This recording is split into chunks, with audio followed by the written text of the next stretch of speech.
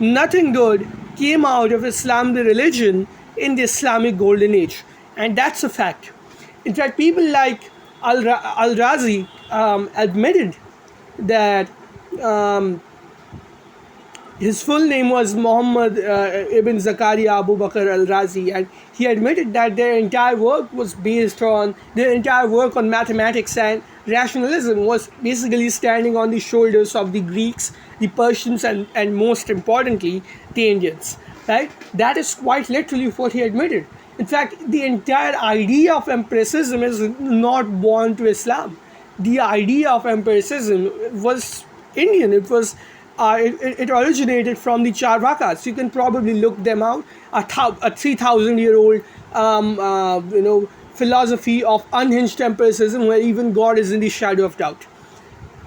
Right, and it's something very different from people like Al-Haytham, Ibn Al-Haytham. So for him, God was still out of question, but to the Charvakas, even God was questionable.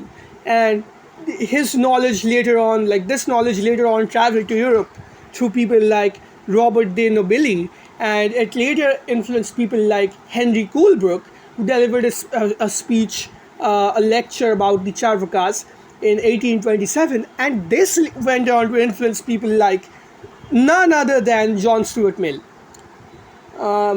So yeah, and a lot of observers and cross-analysts have considered that his ideas of empiricism are quite reminiscent of the Charvakas. So yeah, this is actually a huge, forgotten sort of connection between Western empiricism and the Charvaka theology. So yeah, it's also funny how a lot of people would only be happy if they say that there were plains in ancient India and shit like that and all of that garbage, but they forget that India already has some pretty huge contributions to the world and do not need to be reliant on these myths to claim that India had huge contributions to the development of the world.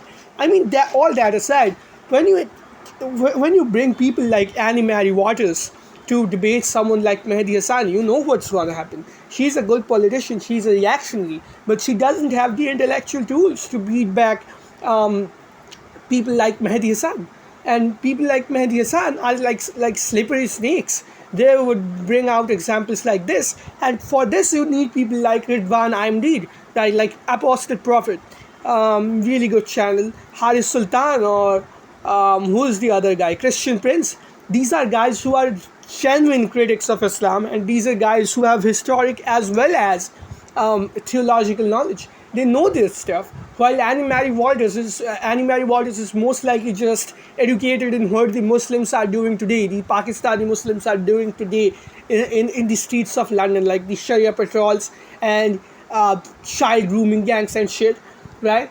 So it's pointless to bring people like her on a debate, quote unquote debate like that, unless you already have something in mind. You want to be virtue signaling if you bring on people like that. And these are not real debates by any stretch of imagination.